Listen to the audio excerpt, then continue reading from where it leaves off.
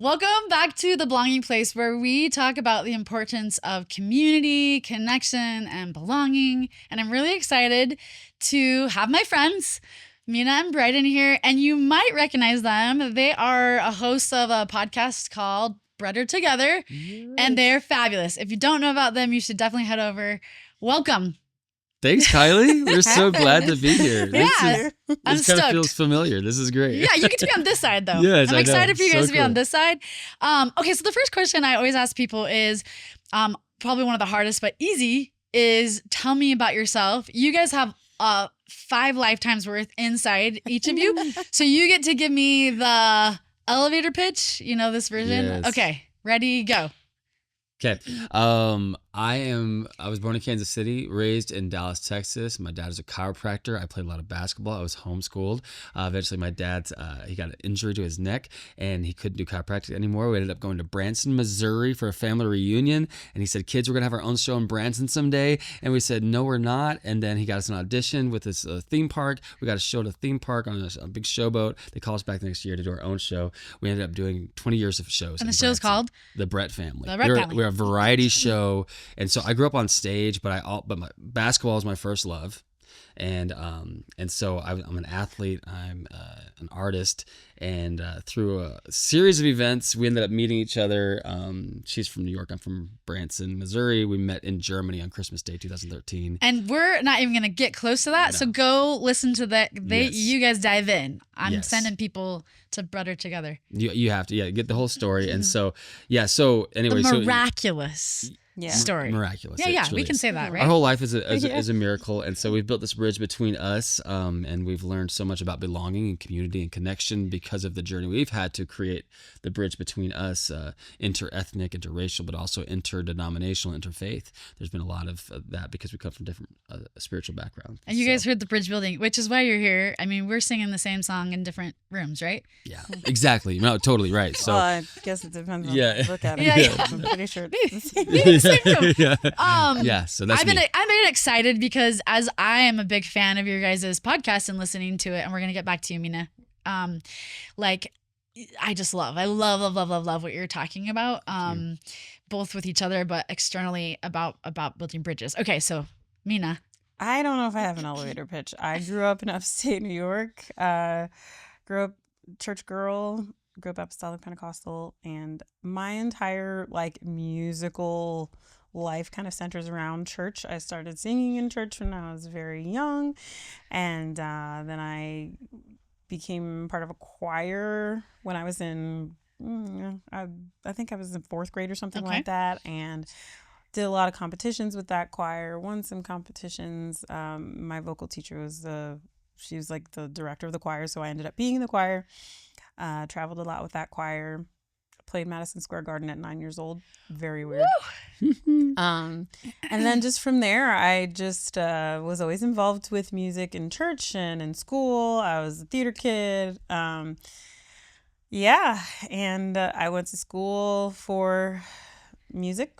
And then when I graduated from college, I went on tour in Germany. And it was 6 countries total, and we met each other backstage at a festival that we were playing on Christmas Day. Guys, we were in the same town for more 18 hours.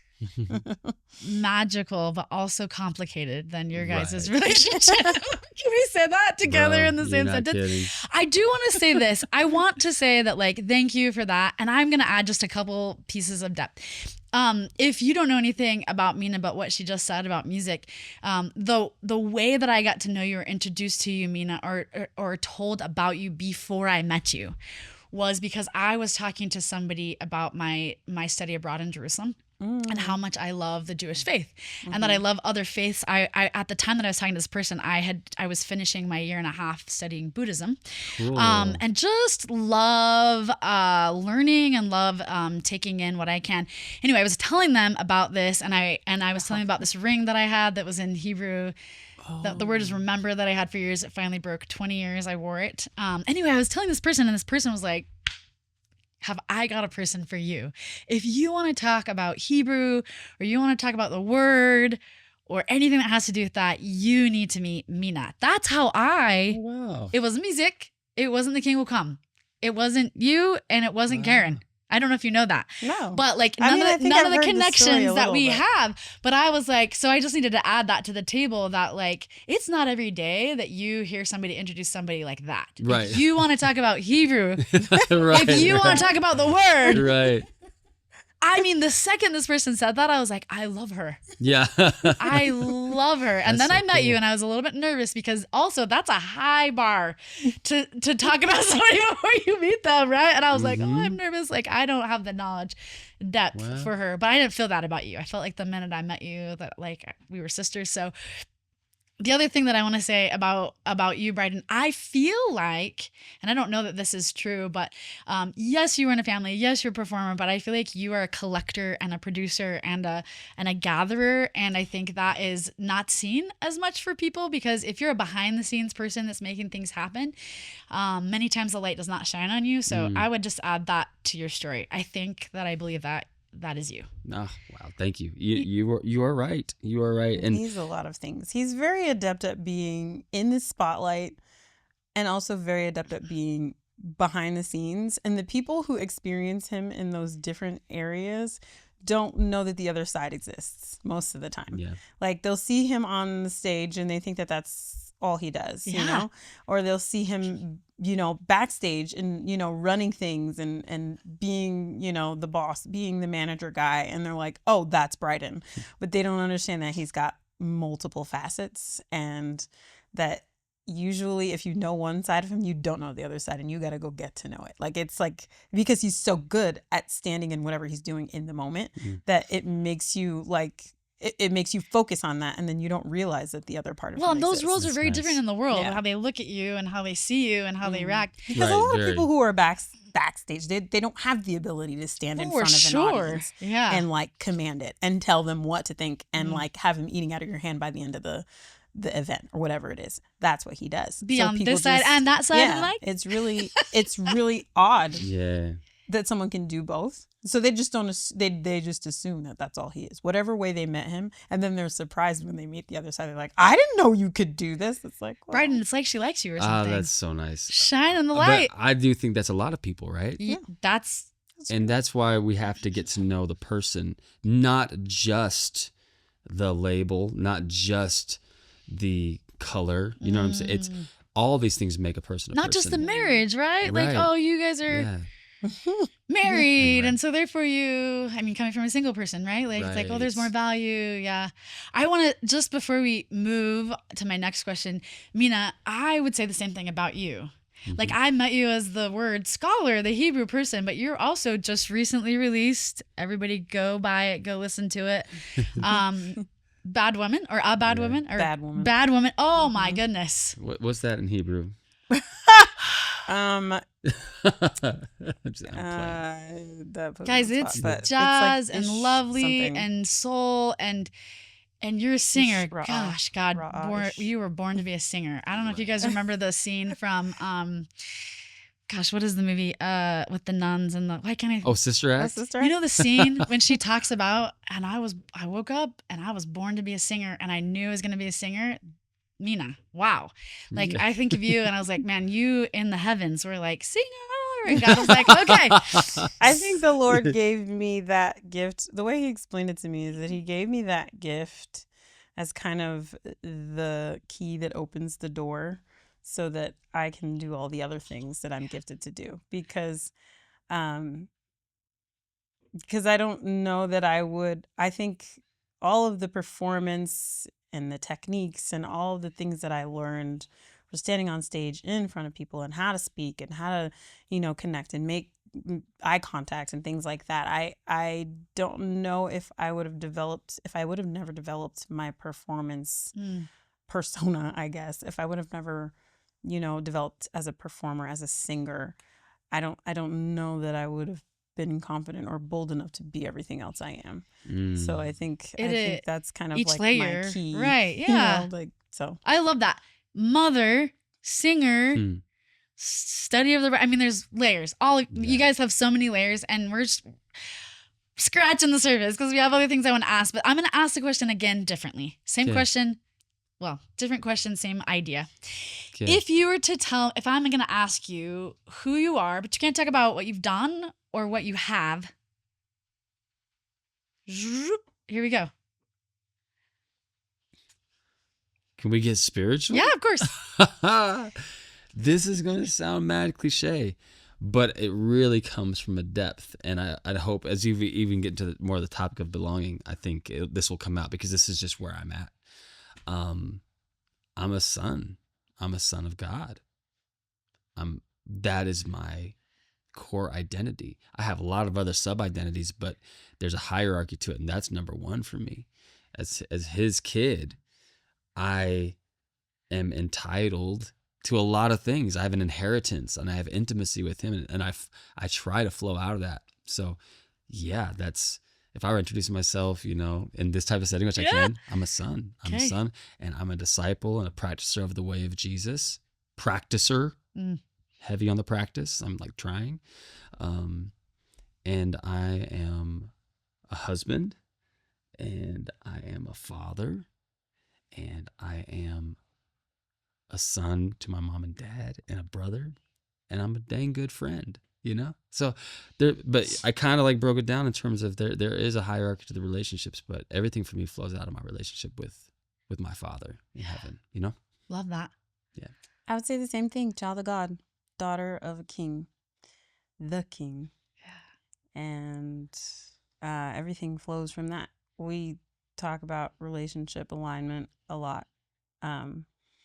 And if you don't have that relationship solidified, and if it's not one that is secure, then you will face insecurity and instability in all the rest of your relationships. And so making sure that that relationship is solid and stable is my main priority as a daughter of the King.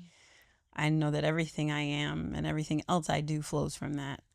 And if I find instability in any of my other relationships, it can be found, the root can be found in that my primary relationship is not correctly aligned. And so I would say daughter, wife. And like he said, like if you're going to follow Jesus, then you have to be an apprentice disciple. So daughter, apprentice disciple, wife, mother, daughter of my parents, and great sibling. Yeah. And sort of a good friend. Not the best friend in the world. But it's because a lot of my great friends I treat like my siblings, So I don't know if I even have a real like friend category. I have like acquaintances and then like family, But those are some identifiers for me.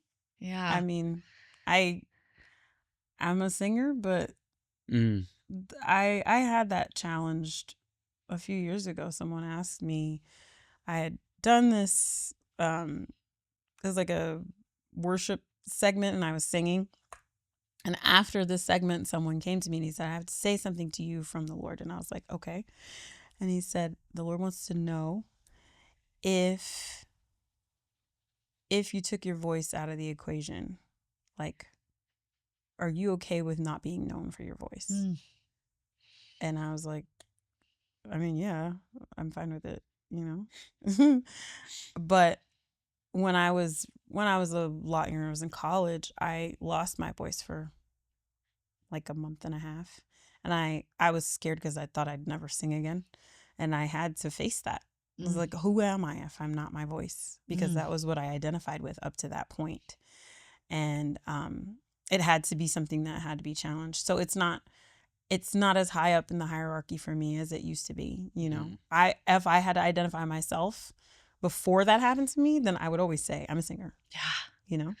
And not only do I know, but can I just speak this truth? For the longest time when I was younger, I was the singer. I was the piano player. I was a music theater.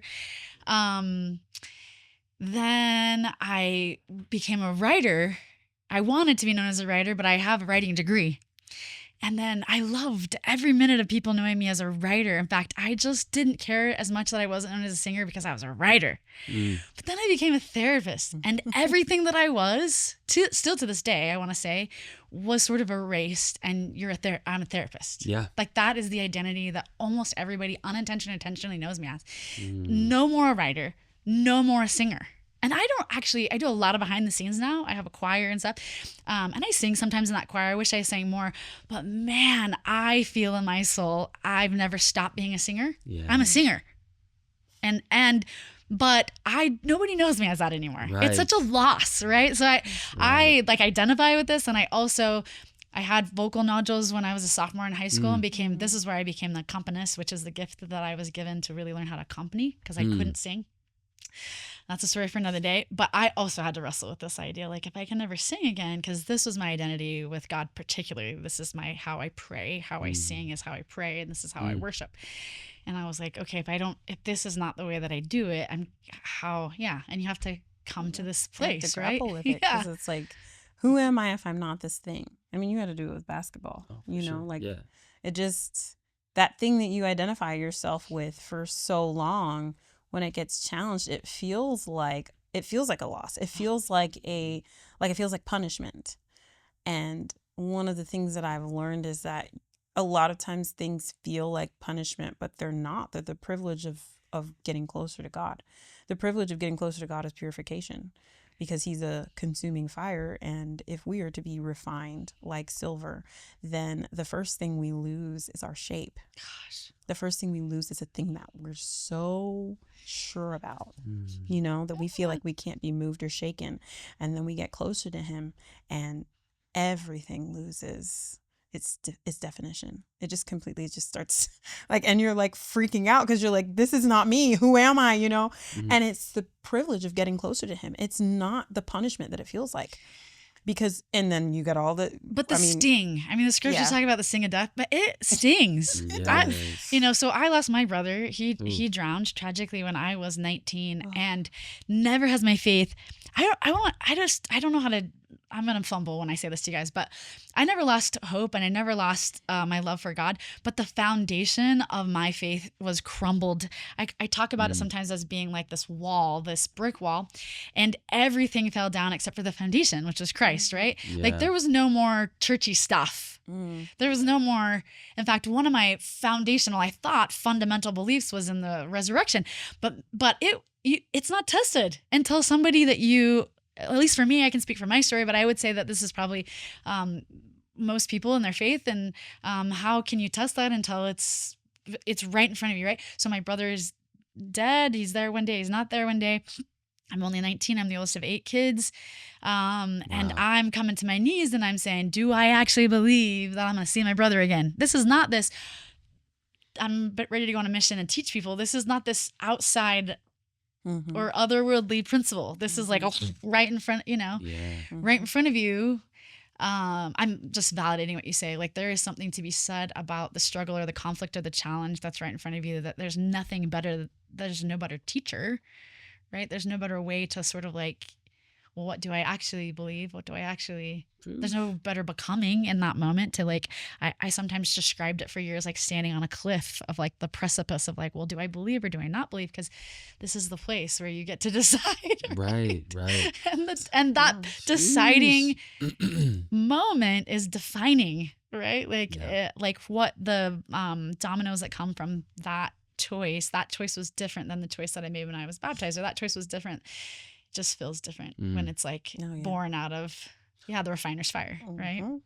Yes. And all of the things that are like in there, the impurities, when they're purifying silvers, all this yucky stuff comes to the top because it's meant to just be skimmed off.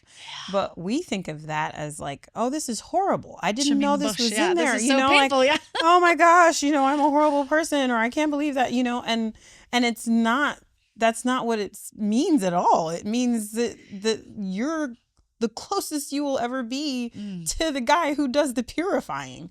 That's what you want, right? The dross doesn't rise up unless the purifier is right there with the skimmer just ready to take it off the top. That's the only time that this stuff is going to come up is when we're so close to the Lord that he can touch us and we can touch him. And I think it requires a reframing of the way you look at. And sometimes like looking back, because in the moment it's real hindsight. painful, right? Like we're just gonna be real about that. You made it sound so beautiful, but in being in the refiner's fire, well, it's fire. You guys, it's like Mina, it's like you knew one of the quotes I was gonna say. So I'm gonna read you guys a quote. This is from Donald Miller's Donald. Okay. A Million Miles in 1,000 Years book, and he's talking about how to live just like your best life. And he talks a lot about how to write scripts and how to do your own story. And this is the quote that I'm gonna read you guys. He said, somehow we realize that the great stories are told in conflict, but we are unwilling to embrace potential greatness of the story we are actually in. We think God is unjust rather than a master storyteller. It's like you just knew that I was going to talk about that. And the finisher of yeah. faith. Yeah. The reason I picked this, you guys, is because you're, and I know you would never say you're a rival because you're not arrived, but there's plenty of people that would look at you and say like, oh, they're married and they have this perfect marriage and they figured it out. And they, between you and me and us, we know that's not true. And we love you more because of it. But it could be seen as you've got it together or you worked it out. Right. But what I know to be true is that your story and the beauty of you guys and your marriage is born of conflict and born out of differences and really if there's something to be said about the beauty of who you guys have become individually and collectively, I think that it's in the mix, right? Oh yeah. Yeah. Oh yeah, like for sure. That's the essence of bridge building, is there's a gap that needs to be bridged, and that gap is usually some kind of conflict or some kind of difference or some divider, something that has, hitherto or up to this point divided others. And then, we have to look at this divide and decide, do we bridge it or do we leave it alone? Well, yeah, it's truly, excuse me, it really is perspective. It is the lens that you view it through. So if you believe that all things work together for good to them that love God, to them who are the called according to his purpose, if that's a fundamental belief, then you're going to look at challenges differently. Dr. Benjamin Hardy, Dan Sullivan wrote the book Gap in the Gain. And the basic principle is that you can look at life's challenges as losses or lessons. And as a gap or as a gain, and there's growth to be had. And so the best way to explain it is if you're at 0 and you set a goal to be at 30 and you got to 22, gap thinking is you only look at the 8 you missed. Gain thinking is you look at the 22 you gained. In abundance, right? Right, in the abundance, right. Yeah. And so in this situation, like the challenge, the conflict, right? When you're in it, it is difficult.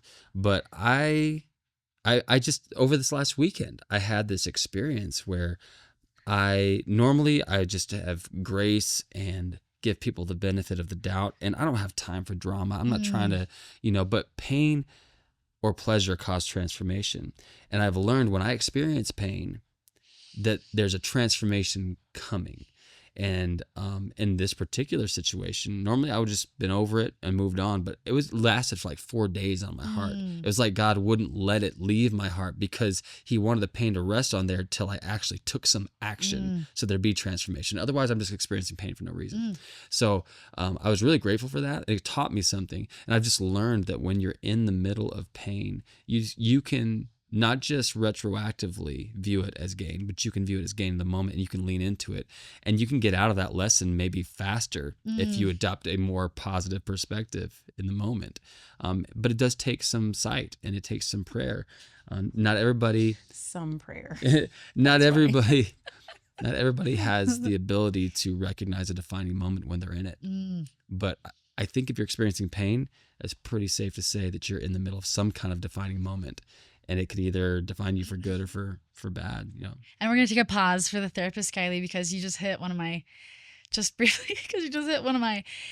soapbox. Yes. And that is that I think as a society, we have become very pain averse. We just can't do pain. Almost we said cannot do pain. Yeah. So I work with teens and their parents, right? And I me, Kylee Shields, this isn't even endorsed as therapist, but so that when people are listening to this, I have said for years, when people have asked me to weigh in on mental health versus guns, and when people have had me weigh in on suicide rates and stuff, my answer has never changed. And my answer has always been, we have, as a society, become less and less resilient and much more pain adverse.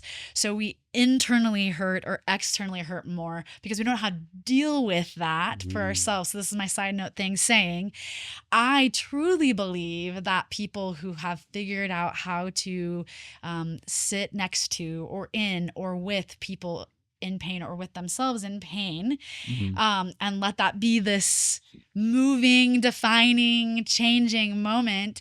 I mean, they're the people I want to surround myself with, right? They're the people who I want to be in my belonging places. They're the people who have dug deep and they haven't jumped out of it. They haven't escaped it. They haven't numbed it. They haven't maladaptively changed it. They have decided to become resilient as a result of it.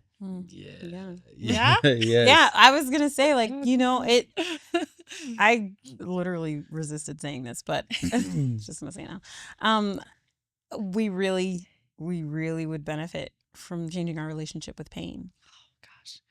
Our relationship to and with pain, because a lot of times, like you said, we're so pain averse. We're so like, if I feel pain, that is the end of the story, and all is lost, and it's like Anchorless. really. I heard this trauma therapist, the way she defined anxiety just stood out to me. She said that anxiety is fear of feeling. Like we're not even getting to the feeling part because we're so afraid. Anticipatory grief or anticipatory fear. Yeah. We're so scared to feel that we don't even if it's a good thing, we're gonna I'm just not going to, you know what I mean? Because we're so afraid good or of bad. pain. Yeah. Yes. We're so afraid of pain that it's like, I'm not even sure if this is good or bad, but I'm gonna avoid it anyway because I don't want to feel the feelings at all. And we're just processing so many things as pain that are really just discomfort. And there's growth in discomfort, or discomfort feels, or growth feels a lot like discomfort. I mean, they call it growth edge when you're in a business mindset, right? They're like, this is a growth edge. It's or like there's growing reason. pains, right? Yeah. Like we feel that, and we just kind of take that for granted. Like, oh, if you're going to grow that, it's going to feel painful sometimes. But for some reason, because of the way society has evolved up to this point, we're just like so scared of any kind of pain that our growth is severely stunted. Yeah.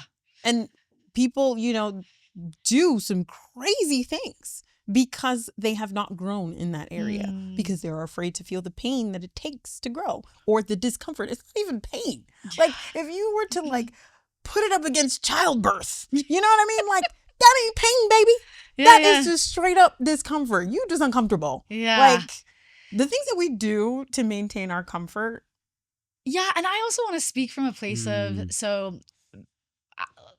married, single, right? Just for a minute. I mean, you both were single before this. I also feel like people unwilling to sort of the dream of the thing that you want, and in the exchange for a fulfilled life, right? Like, I can have one or the other. I've just always kicked against this feeling. It's just like, I'm going to live my best life. I'm going to build a kingdom wherever I'm at. And in that process, if I find my person, gosh, wouldn't that be amazing? But that is not the end all be all. It can't be, because here I am, how many years later, and I'm still not married. And God doesn't love me any less than He loves you. There's no way, right? Like, I mean, I know God loves you guys. Right. But no, it's not. But I know He loves me, and there's no way He's saying you get to be married and you get to be married and you get to be single. And I just don't believe in a God that's like that.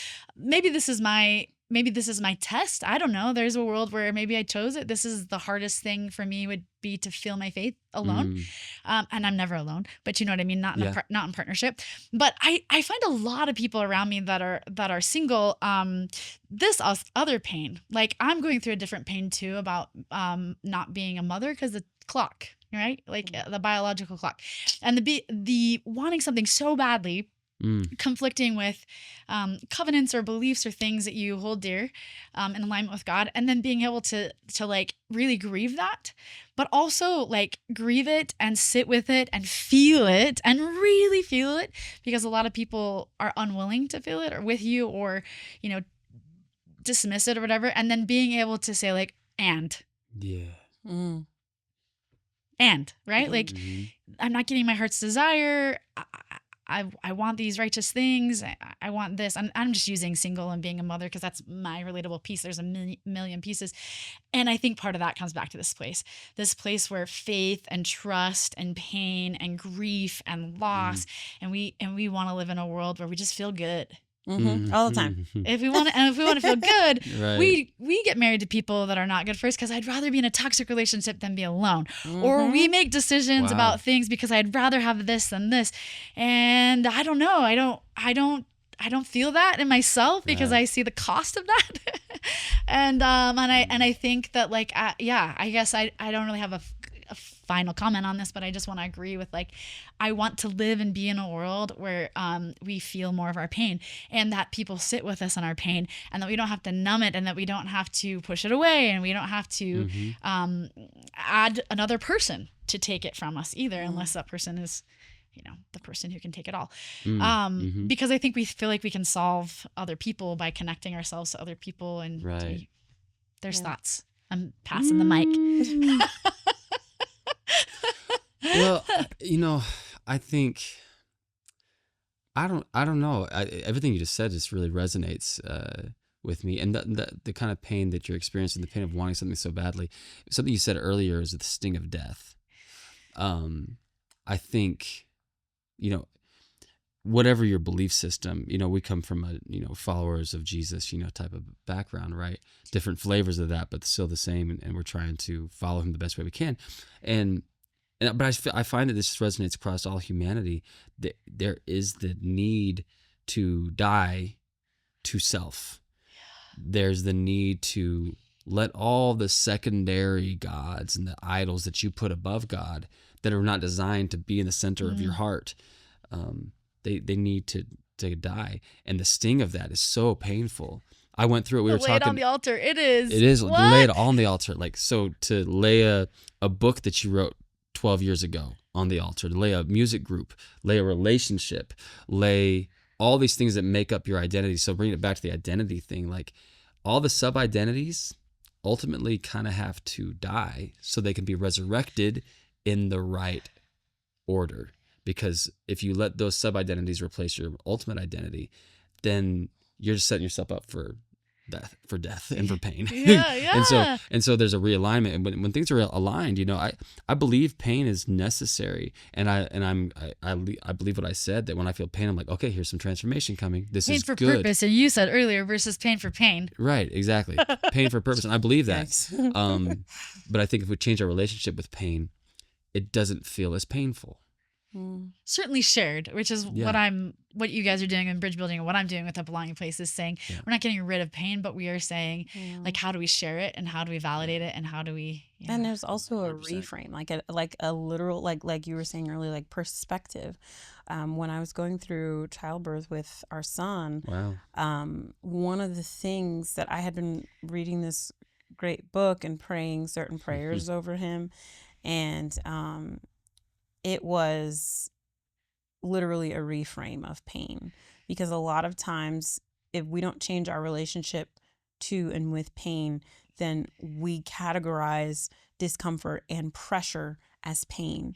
And if you put those things in their rightful place, they will be what they are, and you'll be able to process them as what they really are versus what your experiences, what your lens, what your predispositions have decided it is.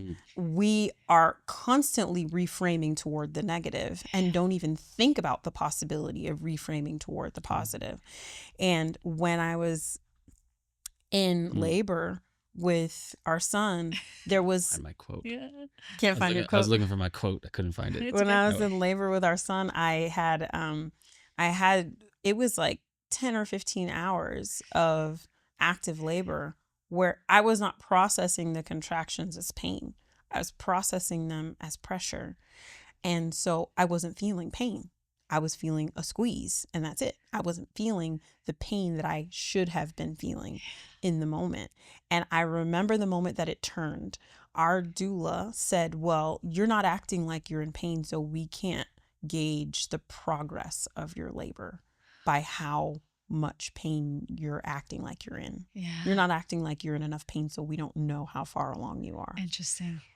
And something flipped a switch, and that's when I started feeling pain, because I felt the pressure of someone else needing to know that I was in pain. Yeah. To be able to gauge my ability to birth my child. Yeah. And that is something that I've wrestled with since then, because I'm a very strong-minded person. And I know that that's why I was able, because I'd been praying for 9 months over this. Yeah. And it was very effective. But the moment that someone who didn't know what I was doing came in and spoke into it, it completely changed the way I was viewing the pressure I was experiencing. And can I borrow this? I've said this before on this podcast, but if you're new and this is the only one, I've said this before. Mina, you give a perfect example of what I think of. I say to people, like, if people are in pain and they talk to you and they're, sharing with them, and if you're not a very good listener or reflector, you are a fixer. What you gift that person, what you give them, is that they're incapable, that they don't have what they need to solve that problem. This is exactly what you're talking about, right? Mm-hmm. And that we actually like undermine people's ability to do the thing, right? However they need to do it. So as an external person, we also do this with people that are in pain, right? There's a way to sort of sit next to, or, Brene Brown has a whole thing, sit next to the person, not down in the pit and being like, "Oh, you want a sandwich? How can I help you?" You're like, this disconnected, I see you're in pain, but I don't really want to be with you in your pain. I don't really want to experience it next to you. I don't want to catch it. Heaven forbid I catch your pain or whatever. But the difference between somebody not taking it away, not numbing it, not trying to make you do it differently, but just right next to you, let me link my arm next to you, let me be with you, let me pray on you, right? Like, that's a different kind of experience, right? Yeah. Oh, for sure. And this person, she was a doula. She's supposed to be like a helper. But because her experience different than her yours. experience didn't line up with mine, it was like, well, no, your experience has to be my experience or it's not valid. And it was like, and that completely, it flipped it. It flipped my labor process. It flipped how I was laboring. And I think if I would have either communicated better or stuck to what I was doing and just not listened, then I think it would have been a completely different story. And our birth story is like the rest of our life miraculous, but still, I really, that made me really pay attention to how I view pain. Yeah. And literally nothing feels like that. And so it's like relative. Right. Is relative, right? Can I really call a lot of the things that up to that point I had called painful? Can I really call them pain, or is it something else? Yeah. It really made me focus in on what my definition of pain actually is. I love that. Well, we're going to shift just a little bit. Yeah. If you guys, speaking of pain and refiner's fire, and I alluded to this, complicated processes bringing two people together. If there were, I don't know that there's much more you guys could add to your two sides that would make it more. I mean, if you can't see me visually, I'm lacing my fingers, just layers on layers and layers. But I want you to think just for a minute, what you would want or what you think people would say if I asked them, what do they think about you and your marriage? Don't answer. Just think. Because I have some. So, okay. Here's one person's observation. Wait, you asked somebody about our marriage? I have multiple friends that are your friends. Yeah. So here's one person's. Oh, no. They truly have found their deep love for each other by putting the Lord first. The Lord is their most important relationship individually, and because of that, they see each other through his eyes. Second person. They have allowed the other person to be so safe that they were both able to heal. Their unity and communication is extremely good. Next person. Sheesh. How do I pick just one thing? I love about Brydon and Mina. I love them and I love their love. You can tell that they are so in love with each other, but what I think is so beautiful is how hard they've had to work, how much they've had to sacrifice, how much trust they've had to have in each other, in the Lord and in themselves to have the kind of love they have. They are both so patient and intentional, and I really admire that. I know how they met and came together was so divine, but that it wasn't easy. They still had to go through a process of doing their own personal inner work and work within the relationship. And it's so apparent to me how their relationship has been built on God as their foundation. I just admire and respect not only the way they love each other, but the way they choose each other and how they both individually choose the Lord and how they choose Him together as a couple as well. They are the epitome to me of how choosing the right partner both challenges you and sets you free to become who you were created to be. And the last one, I love, this one's not going to be so secret, but I love that they made the choice to be parents. Not only because I love having my little dude to be an uncle to, but just because we live in a time where the importance of family and having kids is questioned in a lot of circles. It isn't the most convenient thing to do, so I respect them for making that choice.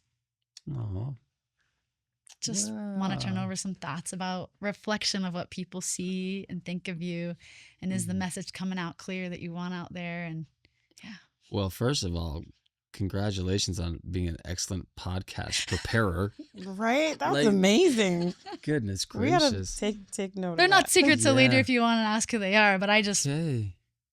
wanted you to feel them without a name behind them. Yeah. Thank you for sharing that. That was, we made the exact same face. We just looked at each other. Oh. While you guys, just one more thing while you guys are thinking, I have always thought that it is unfortunate that we eulogize and we talk about how great or not so great how people are when they die. And I kind of want to be a living, this is probably why I did the podcast, why I'm doing this. I want to be a reflection of people, of the good they're doing and how they're building the kingdom while they're alive. So this is a little bit of this. This is a gift back. Eulogist. Yeah. Wow, that's beautiful. Really cool. Yeah. I love Thank that you. sentiment. And that's really beautiful what you shared. I'm really touched by all that. Yeah. We love you. Yeah. But what do you so think nice. in the reflection? Because we don't always get to be reflected the message we're sending to the world and how it's coming out there. Yeah. That's it. I mean, what stood out to me was people do see the outside. And I know that there's some people who don't they're not really down for this marriage, particularly the religious part, because I'm come from a Latter-day Saint background, Apostolic Pentecostal, so there are certain people from both of our camps or other camps who don't think we belong in the club, and we weren't in the neither one of us were in the club to begin with, and now we were in this whole new club that's not their club. I want to be in the club where you guys are, so You whatever. know what I'm saying? But there's clubs, you know what I'm saying? Yeah, I do. And so everybody in tribalism, and I'm big on belonging, so I can go deep on that. But I'll rein it in for this. I think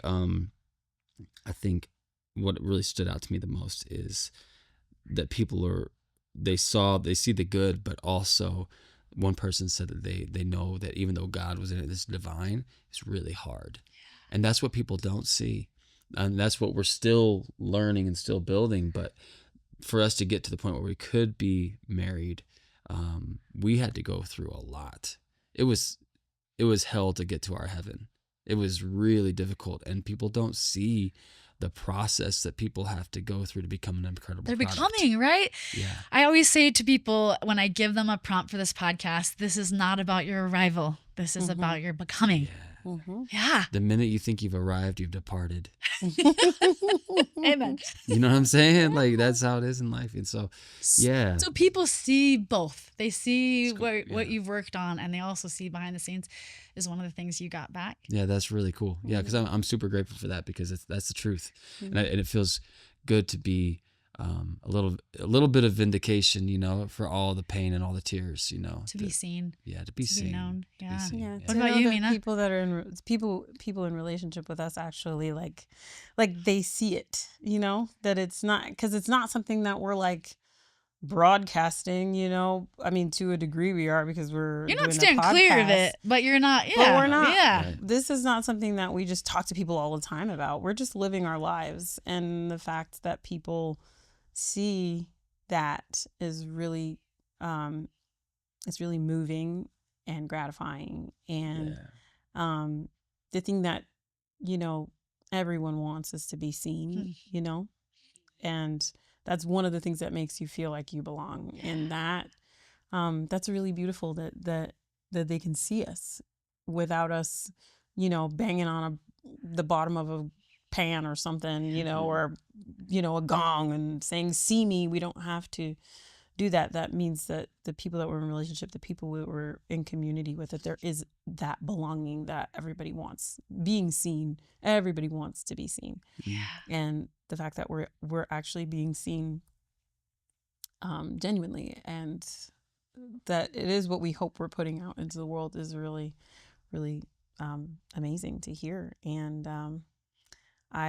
the thing that stood out to me was they can tell that we choose each other, every day, that we choose. And a lot of people like to put the choice off on other people or on circumstances or on experiences and claim that they don't have the choice. But so much of life is what you choose. So much of who we are is a choice. So much of who we've become versus who we are is a choice, because there are two different things. And so just seeing that people can tell that we are actively choosing one another. Yeah, and can I just reflect that it is clear to me that, and also my opinion of you guys, that no one has to ask you who your favorite person is, and you're not going to say each other, because you're going to say God. Like, there's no question in any room for me, like, and that is powerful. I mean, almost everybody said that you choose God individually, and then you choose each. I mean, there's some version of that in the different people that I asked. I didn't write mine down because I'm just going to tell you in front of you on this podcast. But one of the things that I have loved being at the tutelage of Brett or together, I guess it's YouTube, but I'm learning is, and one of the things I'm deconstructing in my story about my life is that I feel like I have this very high bar to be married, but also a very low bar. Like, when people ask me, like, what's your list? It's like not a long list. It's very, especially the older I get. But what is on my list is most people aren't making the cut. Like, that's the biggest problem, right? And one of the reasons for me is because I've kind of always seen some of my non-negotiables or things that I'm unwilling as just like black and white, or all or nothing. And I'm not a very all or nothing person. I'm pretty gray as a therapist, as a person. And I just have thought, like, if they can't do this with me, then they just can't be with me. And man, have you guys taught me in a million ways. Wow. And tears and in prayer that, like, that is just not true. That you have eradicated, not to say that I'm going to change my standards per se. This is not what I'm trying to say. But you have shown me that there are bridges when I just didn't think there were any bridges, the most non-negotiable, right? You have shown me and opened up a dialogue, or maybe for a future relationship, to be like, okay, this is so important to me. I can't lay this on the altar, but like, you guys have shown me that maybe I can. Wow. Yeah. When you're willing Wow. to Abraham and Isaac, whatever it is that you're clutching in your hands, the non-negotiables, what God gives you in return is himself. In that story, that's the thing I love in that story, because they're on their way up the mountain, and finally Isaac is like, all right, I gotta ask some questions, because we're on this journey. We got the donkey, we brought the wood. Okay, we didn't even go to the place and chop down the wood. We brought the wood with us. Why don't we have a sacrifice too? This is somebody who's used to making sacrifices. And then finally he's like, Dad, where's the sacrifice? Yeah. And his answer, the answer that Abraham gives, is something that everyone who makes these kind of sacrifices should cling to. And it is that God will provide himself. And if you have him, you literally have everything. You literally have everything. And it is the hardest, because these are the things that like some of us have actual tangible promises from the Lord. Like, yeah, I will give you this. This is what your spouse is going to be like, and this, and and then you go year after year after year, and the person doesn't materialize, and you're like, what gives? Where's the sacrifice? Yeah. Where I don't have anything to give, and he's like, give what you have. Give me Yeah. you. And what you get in return is always him. And that sucks. What? Because I will explain. It in the moment, it kind of sucks. Because you're like, I get it. You're great. But sometimes you need love with skin on it. Yeah. And you don't really know how to say that at the time. But when you dive into him, then you realize like I really can live without any of the other things. If I have you, I really do have everything. But man, are we holding tight like the monkey in yeah. the jar? I want to say, Brydon, I feel like sometimes you're not necessarily, and nor should you, diving into the things, but you have said on many occasions that you have had to lay some very tightly held beliefs on the altar. And man, when you have said that, it has reverberated in my soul, because I was like, I don't know what those are, but I can imagine that they are deeply held, close truths. And that to me is just, yeah. Well, no, that's so funny you brought that up, because I was thinking about that, and I'm actually happy to share more of that. And I'd love to. But what you just said really touched me as you're sharing that as you're deconstructing, you're learning there are a million ands, and you're opening up to things looking different than maybe you thought they would. Can you talk more about that? Well, I mean, I think I've always been really good, better than the average. I will give myself this about grieving, because I've always known. So like there were parts where I grieved that I'm not going to probably marry just a single man. And then I was like, oh, I'll date somebody that's divorced, oh, that's okay.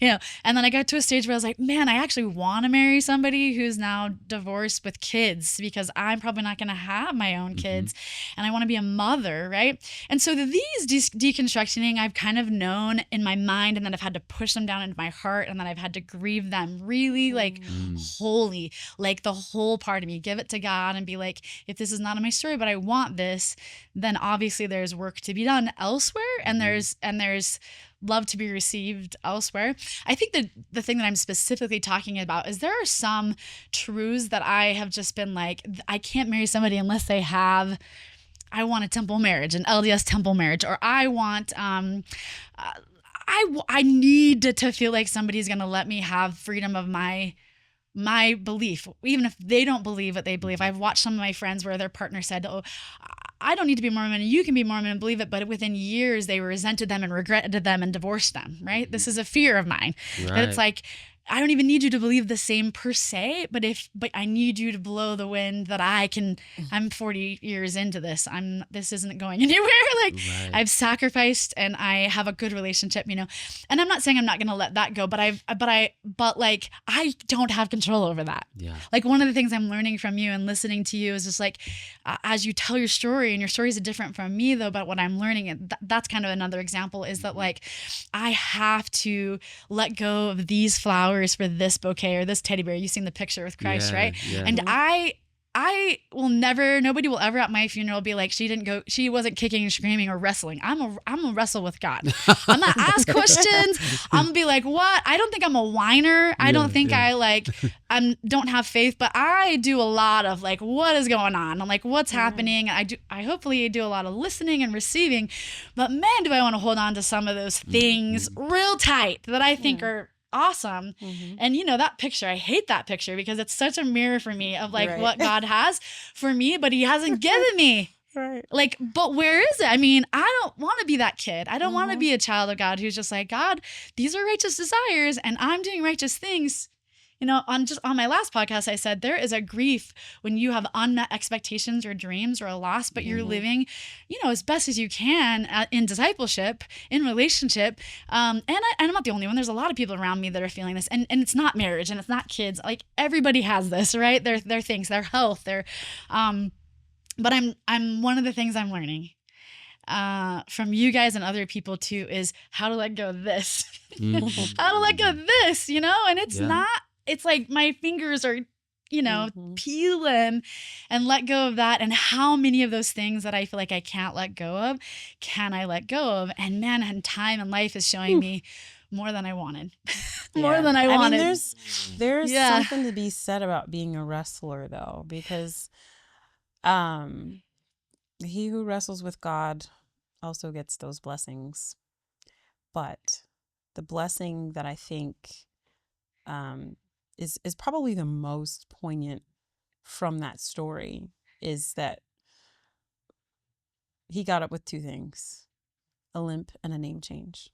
And a name change means an identity change. In Hebrew, you know, a name is it talks about your character and your capabilities. It's you written down. And so what he got up with a name change and a limp. So it's going to show in your life that you wrestle with God, and your entire identity is going to change because you're a wrestler. And so the things that you think, right, are Kylee, those are the things that I can't let go of. You may be required to let go of them just so that you can receive the identity that you actually are versus who you've become as a result of your experiences. And that And can we, because we all believe this, we're at the table of belonging, and the things that attract you and connect you to the people, right? That my story is what connects me, right? Yes. And as I let go of layers, as you guys talk about your layers, and like these are the things that bring in or out. Because certainly there's the other side of like letting go of people and letting people be their own selves, and you know.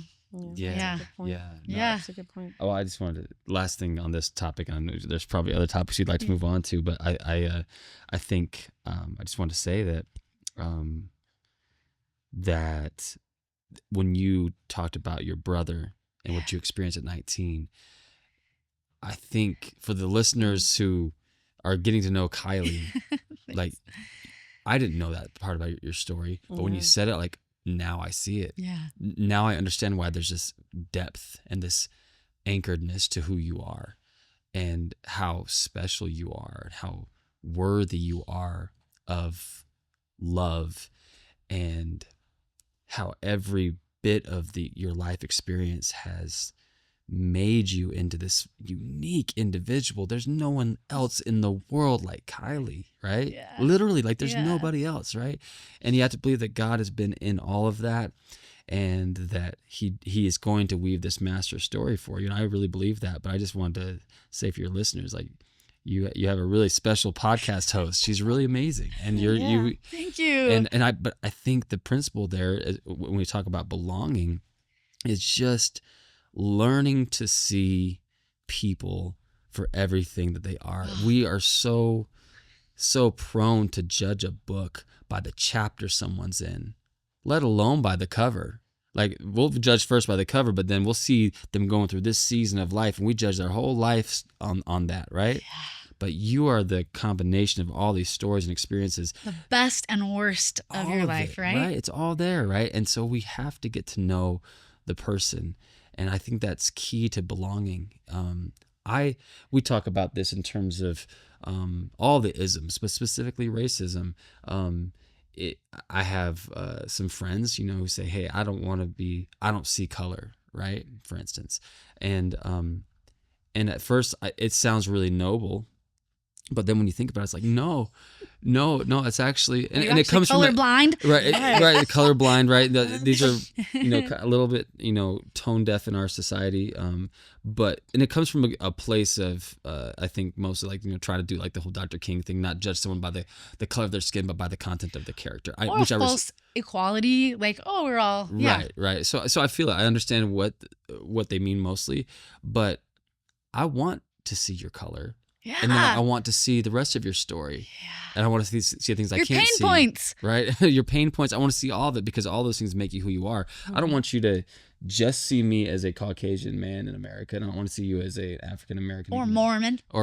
Or whatever it is, right? I want you to see all of the things that I am. And I want to see all the things that you are, because that's what makes you who you are. Because you're not just a black woman. I'm not just a white man, that's part of who I am, though. And so don't overlook that either. Yeah, and as we see, we connect, right? Like as we open, I call that Grant's gift. That's my brother's name. To have somebody so young that I love so much be there and gone, it irrevocably changed me, right? Like when you talk about Abraham, there's a before that and after that, Kylee. The gift that he gave me was to know that everybody is temporary and everything is temporary and all is God's, right? Like, and he can give and he can take. And what do you do about that? And what I did about that was no one's ever going to not know that I love them. And if that means I'll be a fool for the rest of my life of telling people I love you and telling them why I love them, then I'll be that, which I am. And anybody who knows me, I'm effusive. And I'm okay with that, because if they were to die tomorrow or if I die tomorrow, I don't have to worry one bit about the people in my circle. They know. I've told them, I've texted them, I've written them a card. They have 6 or 7 versions, but that is Grant's gift. That did not come of myself. That came out of that pain point. That came out of that hole that was created. Yeah. That was the gift that God gave me from that experience, was to be able to say, like, you don't control, you don't have it, you don't have time. So use the time you have to tell the people you love, like what, and not just that you love them, but why you love them and what it is about them, and build this tapestry with them, right? And the reason why I decided to do the belonging place is because I believe as you build that, that's your safety net. Right? That's your safety net. Yeah. You say a lot of quotable things with just like this, just like this flippant, like, oh, just by the way, I'm going to say this thing that belongs in a book, but thanks, Mina. It's not important at all. It's a fact. Yeah, I want to underscore that a little bit, though. That idea of letting people know that you love them. And I remember someone said it one time. A lot of people struggle to know how to hear God's voice versus their own voice versus other voices, etc. And sometimes it can be really complicated, but sometimes one of the keys can be really simple. And I heard it said one time, never suppress a generous thought. Generous thoughts most likely are coming from God. Yeah. So go with them. And I would also add something that really changed the way I talk to people or write to people when I'm saying to them that I love them. Be specific. Because that's how people feel seen and known, right? If you say to somebody, like, I appreciate you because you're a great friend, they feel good. But if you say, one of the things I love about you as a friend is that you're a really good listener, I feel heard, that's different. That's a different. If that's something you've worked on, really worked on, then boom, that's a validation that you didn't know you needed, but you got, right? Versus like, I'm just a good friend. So, yes. I want to shift just a little bit. We love music. I want to have you guys think about maybe a line from one of your favorite songs that was transformative. I'm going to start.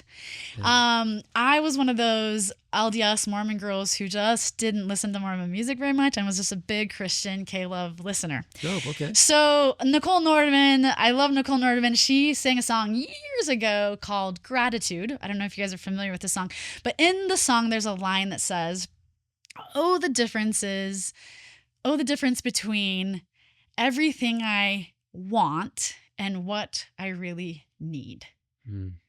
And this song that she sings is about, God, we need water and we need shade and we need this, but if not, we'll be grateful for all that we have. And the song, and then the last part is like, can you give us peace? But if not, we have you. But that line, like, attached to my soul. What do you guys think? Oh, the differences between what we want and what we need. Are there thoughts about this line? So many thoughts. We're going to have thoughts. The tsunami of feelings. What do you got? Well, I mean, that's I feel like it's pretty obvious, but like what we want can sometimes just be such a detriment to what we actually need. What we need, like the difference between want and need is a really, really big gap that needs to be bridged, and a lot of times it's like that, like the space they say between your head and your heart is the Grand Canyon. that's how large the space between what we want and what we need often is. And people can't even differentiate, I feel like sometimes. Right. Right. We just What a want think versus a need. that We need so wants little. our Yeah. needs. Right. Right. I literally I was just talking to my brother yesterday about a friend who saw something or saw someone and their words were, I need that person. They had never seen them before. They had never met them before. They walked by and they said, I need that. And that whole situation ended up being chaos, a catastrophic impact on their life because they gauged something that they wanted as something they needed. And they did not stop. You don't want to make that mistake. To bridge that gap. And a lot of times what ends up happening is like desires, the things that like are that come from, you know, our base desires, our earthly, like our fleshly desires, those things, they come from what like hunger pangs. You know what I mean? Like a hunger pang is or just impulsivity. Yeah, it's just like there's this book that we read when we were going plant-based, and one of the things that she said was, you know, like it has to do with fasting, but like hunger pangs it's not really, that's not hunger. It's habit pangs. You don't actually get hungry until you're like not eating for like 40 days. Your body, Jesus fasted 40 days and then he hungered. Right. So it's like it's an indicator, like other emotions and other things. Right. Yeah. And so it's like what we want a lot of times is just like a pang of the flesh saying like, I mean, that would be a good thing to have. And we gauge that as a need and then we go after it and then we get it and it's not what we needed. You know what I mean? And so then we have a lot of wants. I think about our lives and our families and our relationships. How many wants have you collected that like we could probably slough some of that off to get back to our basic needs. I love that. Slough it off till we get back to our basic needs. Because when you're at your, you know, most people don't know the difference. Most people don't know what a need is. Yeah. You're pretty vulnerable. Yeah. When you have uncovered and got rid of a lot of, you know, both physically, and I would say this about people who collect stuff versus people who are minimalized. You know, people who have collect clutter, meaning they can't sit alone in silence. They have to be in music. They have to be like, we live in abundance of want and like noise, right? It's like to be sit with yourself, to have just what you need or close to what you need is, I think we're far from that. Yeah. I think one of the ways we can gauge that is like, when you get the thing that you thought you needed, how do you feel? And is it enough? Is it enough? Right. Right. Right. You know? Because the next thing you're thinking is, if I could be married, I could be happy. I'm married. If I can have a kid, I can be happy. You have a kid. The kid is sick or whatever. If we had enough money, then we could have a house. And if we were married and had a kid and had a house, we'd have enough. It's like give a mouse a cookie with God, right? It's like, but were you enough before you ever got married? Was he enough? First? Yeah. Because that's really what it is. Yeah. He's our fundamental need. And if it was enough then, it's more than enough now, right? Man, comparison is such a thief. Truly is, you know, and discontent is such a thief. And I don't know. I read recently that in America, right, like we are so rich compared to the rest of the world. But people chase after materials and possessions and people to try to fill holes that can only be filled by certain things, you know, and ultimately by God. But money especially is the main one. And we just see what everybody else has and we want more because we think because our inclination is to see what people have, and therefore we say, okay, I have to do this so I can have this so I can be this. Where it's backwards. Yeah. Because we talked about identity at the beginning. Like, no, it's because of who we are that we have these things, and we do certain things because of that. Well, and on top of that, I just want to say, because in America at least, we live in falsehood because the things people have, they don't actually own. Right. They're all alone.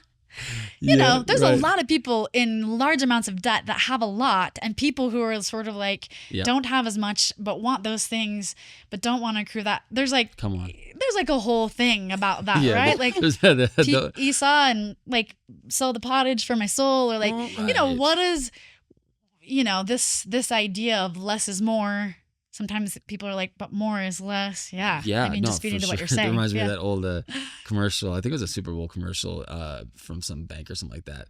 And the guy says, I have this and I have this and I have this car, and he's out in his yard, and he says, and I'm in debt up to my eyeballs. It's like looking right at the camera. It's like so funny. It's like, but that's exactly right. Like everybody's in debt. We're not truly free. And the number here, as far as satisfaction is concerned, once you hit $75,000 in income, you could make as much money as you want above that, and it will not increase your happiness. That's what the studies show. And the same thing like with work. Like work, I think it's up to 50 hours in a week. But past 50 hours, your productivity goes crazy down. It's a law of diminishing return. And so I would also say hierarchy in work, right? yes. Like there's this idea that like if I'm the CEO, if I'm the executive Yes. director, but talk to one CEO or one executive director, and the wish that they had to be the employee that's doing the thing rather than the building manager and the this that you have as an executive director or CEO, the cost of that position is so lonely, right? Like we climb the ladder to be there, but what did we do and climb that ladder to arrive at what? I mean, I'm not saying that there aren't CEOs and people that are happy. I'm just saying when you made 2 rungs below leadership and made that money, you were probably just as happy, if not happier. Right. You know, we talk about all the people that are married and very poor. I don't know if we live in that world anymore, but we used to live in a world where people just had what they had. You know, my mom had to wait 12 years to get a couch, a really good couch. That's like a story in my family of 8 kids and how much that couch was valued. We kind of live in an instant gratification now and not necessarily struggle for the things, you know. But oh yeah, no, absolutely. I agree with all that. I'm definitely in a mode of trying to simplify and really align my life around the practices of Jesus, like for real. Like, and he lived a simple life. It was a simple, homeless. right? You know, like and apprenticing under Jesus meant that you were going to literally leave everything behind and follow him. You're going to sleep in the same place as he slept. You're going to follow him day to day. You're going to eat where he eats. You're going to, all that stuff. And so like you're going to go do things without necessarily knowing what they are, which all the things. Man, the disciples show you that they were confused all the time, right? They're like, yeah, what are we doing? right, what right, are we doing, Lord? right. We trust you, but what are we doing? Yes. And so the simple life is more and more attractive to me, trying to just become a little bit more spiritually simple and minimalistic in my life. And I'm valuing different things a little bit more these days. And I really value my freedom. Dan Sullivan, entrepreneur coach, talks about 4 freedoms: time freedom, money freedom, relationship freedom, and purpose freedom. Yes. And that's what I want. And Stephen R. Covey said, we achieve inner peace when our schedule aligns with our values. And I've just realized recently, in the chase for this elusive happiness, this elusive want, I've not aligned to what I truly think is most important, what I truly need. Yeah. And that is fulfillment of relationships, freedom and time to be able to pursue those relationships, especially with God, and to have true purpose in life, And money's just a vehicle. I think money is at the heart of the the main culprit in the whole want thing. It really is. So. I want to say, and I also wrote a book. Same year you wrote a book, right? Crazy. We found out in 2012. In here, I talk about this idea of negotiable space. I'm going to refer to something you said because you just said this and you said it earlier before we were on the podcast. Kind of like you and me have sort of this gift / maybe curse where people just sort of open up to us wherever. Yeah. And you had said, maybe I need to create more space. And I think this freedom of time and aligning your schedules and aligning your stuff, it's that jar that you fill the big things and then you put the rice and then you put the water, right? We've seen this analogy.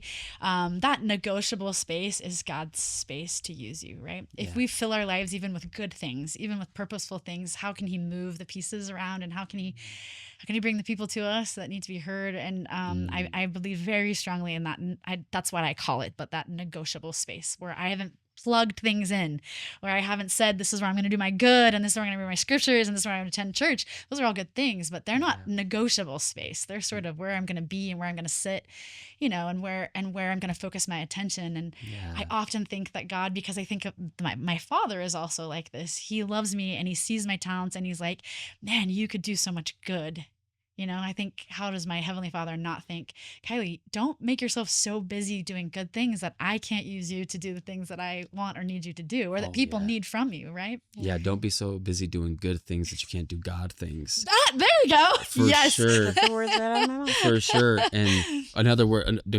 negotiable space. I love that.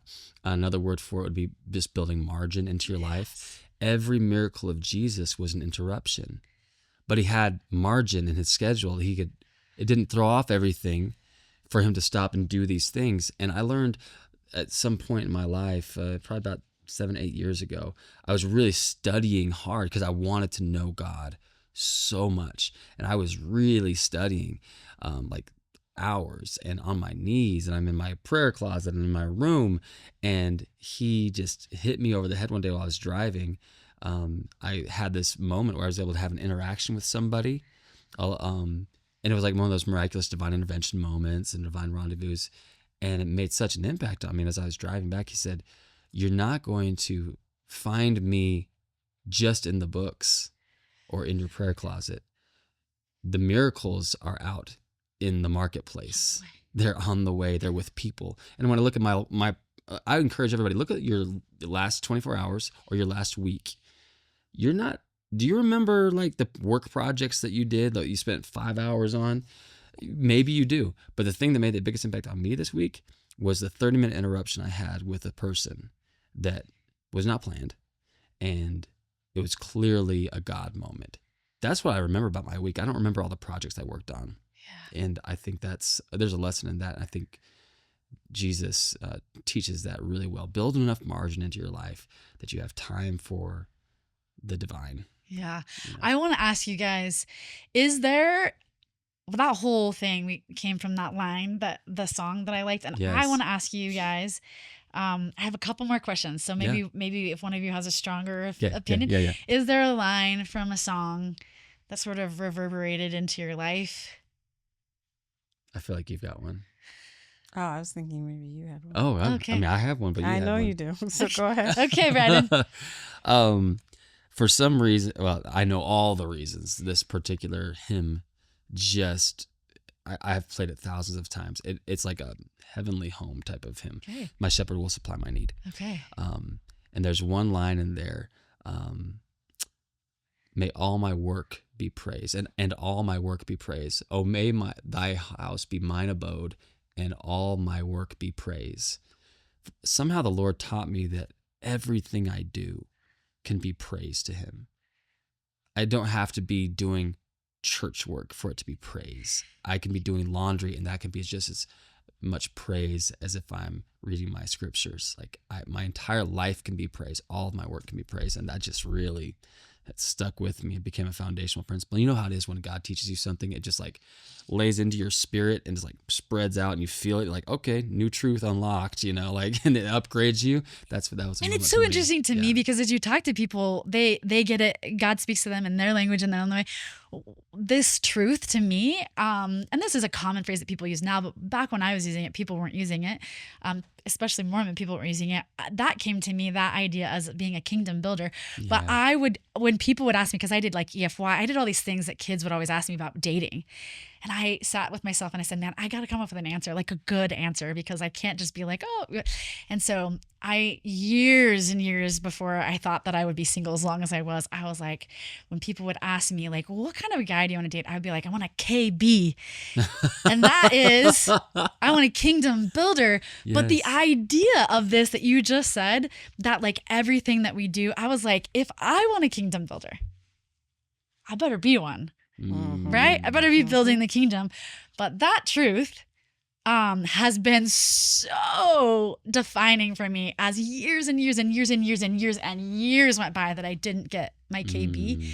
I cannot imagine what I would have or wouldn't have done if I hadn't just decided way back then, right? Like that everything that I did do, and that I have the same responsibility as a mother of 5 kids to build a kingdom as the mother that has 5 kids. No one had to tell me that. God was just like, my expectation, my love, my whatever is that you build the kingdom. party of 1 or party of 10, right? Come on. But this idea, it doesn't really matter. Like you get to model it to the people around you. You know, it gets to just fall out of you. If I ask 10 people about your marriage and 10 people tell me that they know you love God, it's fallen out of you. It's falling out of you, out of your eyelashes, springing out your teeth. You know, it's falling out your ears. Nobody's doubting it, right? There's nothing better, I think, if you want to, you know, be this. Yeah. Come on. Yeah. You're Okay. You're my KB, babe. Yeah. KB. KB. In my mind, KB is a rapper. So that's, Okay. That's a Sorry. fact. that's great. That's a fact. That's great. But you know, That works, you man. believe in kingdom building. You guys talk absolutely. about it. Yeah. That's literally all we talk about. I'm going to read one quote and then I'm going to ask my last question for you guys. So this quote is coming from, I wrote this book. I brought this book to show you guys that it's So crazy. It's done.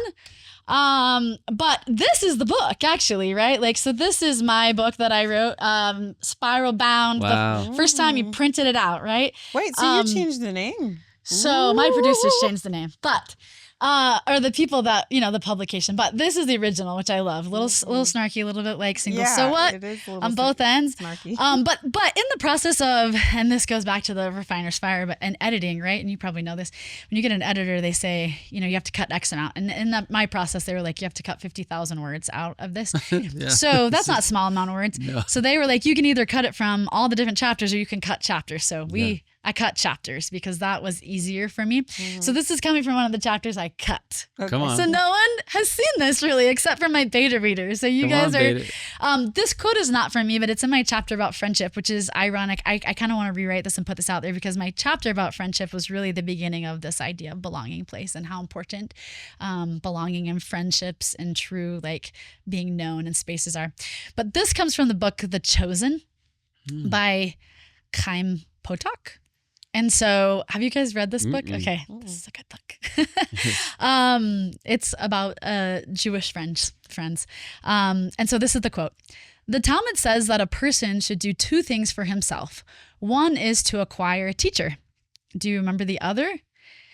He's asking. Choose a friend, I said.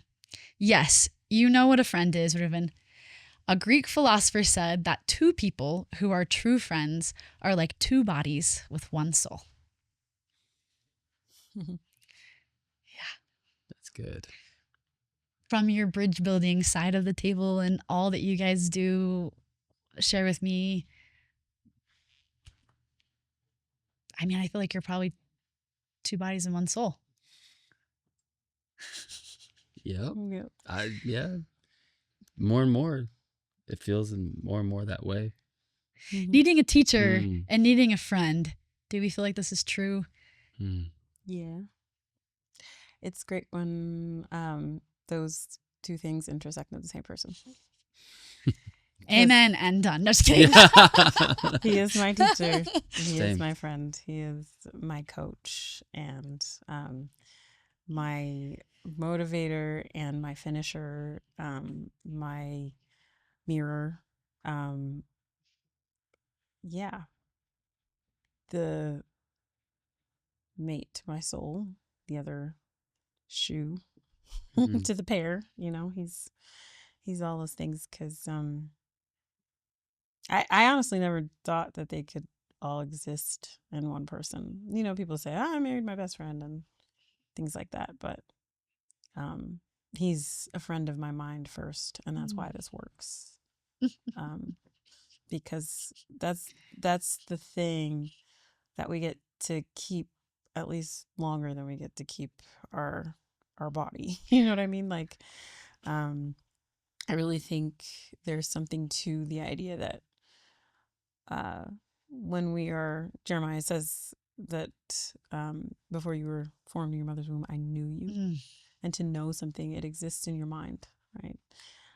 So just the idea that we existed in God's mind first, I think that we must have been in the same area of God's mind. We must have been made from the same stuff, the same materials, because it just feels too much like home for it to be anything else.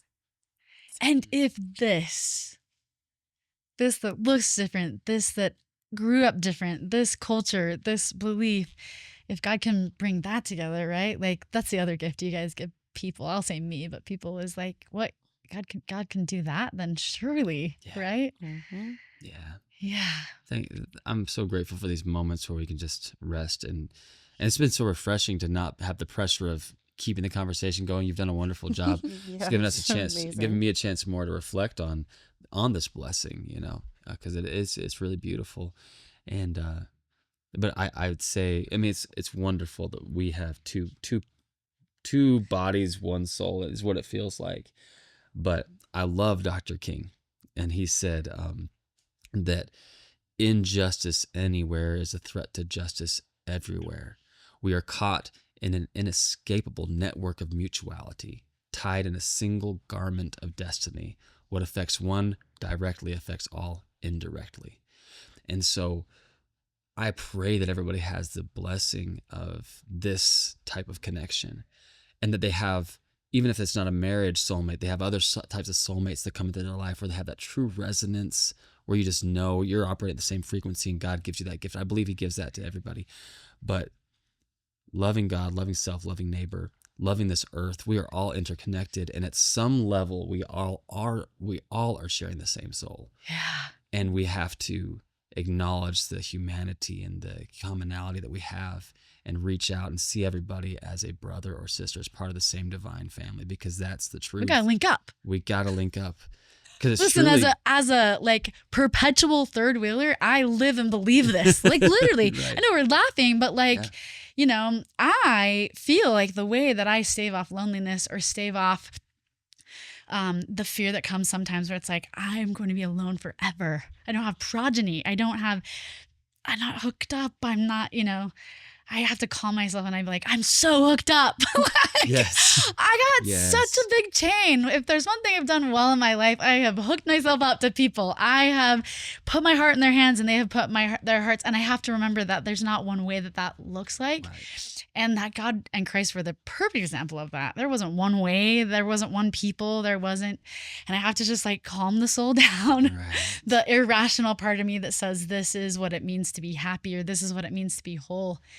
I'm not saying that you can't have that, because like I still have it, and people have it in marriages, and people have it, but this is ultimately why I did the belonging place. I think that our salvation, other than through Christ, which I think is true too, is through each other. Like I learn from you, you learn from me, right? That's beautiful. Yeah. I love that you said, you called it a chain. Yeah. I love that, because everybody's linking arms. They're links, Mm-hmm. We talk about weak links, but when we talks about the strength of having like links that don't just tie you to other people, but tie you to the Lord. That actually like, that was the song lyric that I had was, "Oh, to grace, how great a debtor daily I'm constrained to be. Let thy goodness like a fetter bind my wandering heart to thee." Thinking about a fetter and thinking about a chain, and like how the ties that bind us, and the fetters that, the links that we make with others, being and that wandering heart. We talked about earlier about being a questioner. Man, do I love that line, because I want to think that I'm steady, but like, man, I know that I've linked myself up for the very reason. Yeah, because if I'm just getting off a little bit, the thank goodness I'm anchored. Binds me, to the Lord. That was the lyric that came to me, but the way you described the chain, I'm like, that's really good. That's a really great way to. And I'm gonna give back a visual that I just love that you guys keep coming back to. And that I will probably still on podcast guests with me, because it's just the best. It's also building the bridge, right? I talk about actually in my book about healthy relationships and toxic relationships, and I talk about one being like a storm and one being like a bridge. But I specifically talk in there about because relationships, because you have to build from both sides, and if you're not building correctly, one side falls in. And anyway, you guys really talk about the bridge building. You break it down, and I love it.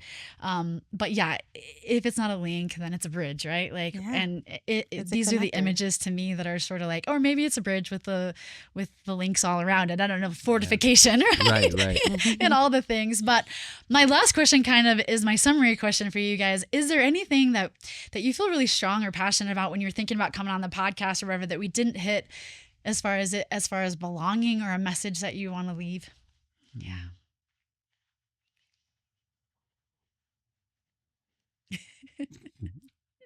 What you got? You're the orator. Oh, that's crazy. Um, we've talked a lot about Jesus, Yeah. and rightfully so, because in my mind, in him all things hold together, and he is that the welding link for everybody. I believe that, but I also know that we live in a pluralistic society, and the reality of everybody in this world believing in Jesus is very low. Yeah. And so what can we do when we're living in a society where everybody is going to be confronted by people who don't vote the same, who don't look the same, who don't speak the same language, et cetera, et cetera, et cetera? We are never going to be around people who are the same as us. So how do we live in or agree with us? So how do we live in harmony in the midst of our differences? And I'm a big believer in another BEL, the beloved community. Dr. King's vision comes from Josiah Royce and the Fellowship of Reconciliation back in the late 1800s and early 1900s.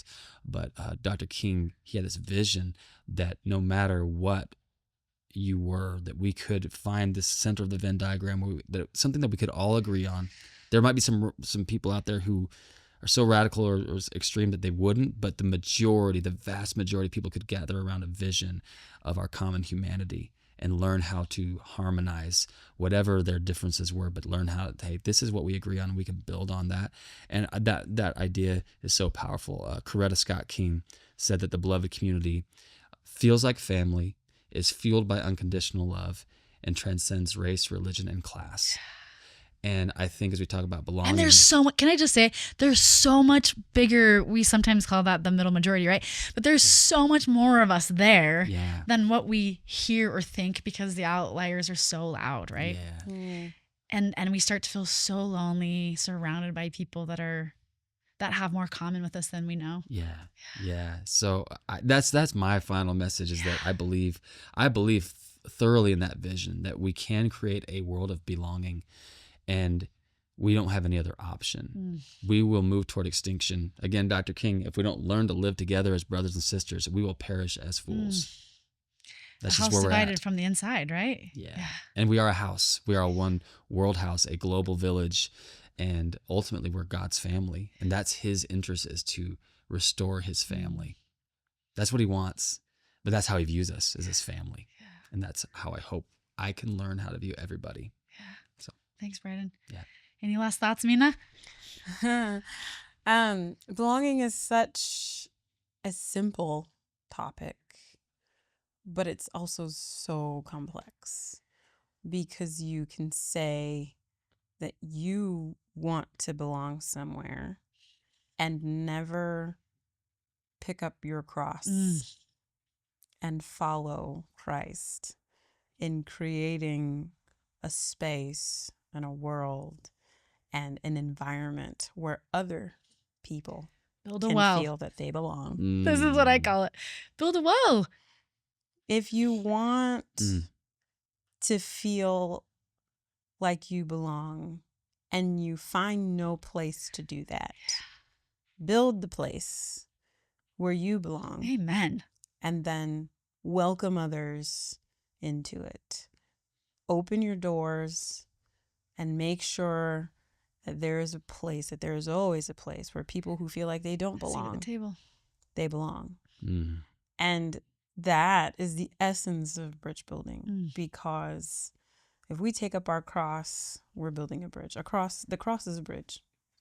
It's a bridge between heaven and earth. And that's the bridge that everyone who follows Jesus is tasked to build. That's the first bridge. And the only thing we have control over is us, right? I mean, this is the therapist in me, but like, if the only thing you have control over is you, so we're waiting to belong, like, you need to become. Yeah. You need to become what you need. That's the thing that we say about relationships, right? Like, we have all these standards, we have all these lists, we know what we want in a relationship. And then so often we are not the kind of spouse that the person we think we want would actually choose. Light attracts light, right? You need to become the thing that you want. Yeah. So if you want to belong, then you go out of your way to make sure that everybody who comes in contact with you feels like they belong. Yeah. And if you don't know how to do that, then that's the place you start. Amen. And I'm just going to say, people who listen to this know this, but I call that wells because in the scriptures, everything happened around the well, the water, the romances, this is the place, right? The Right. gathering place. So just as a reminder, you guys, there is a great well over in Better Together.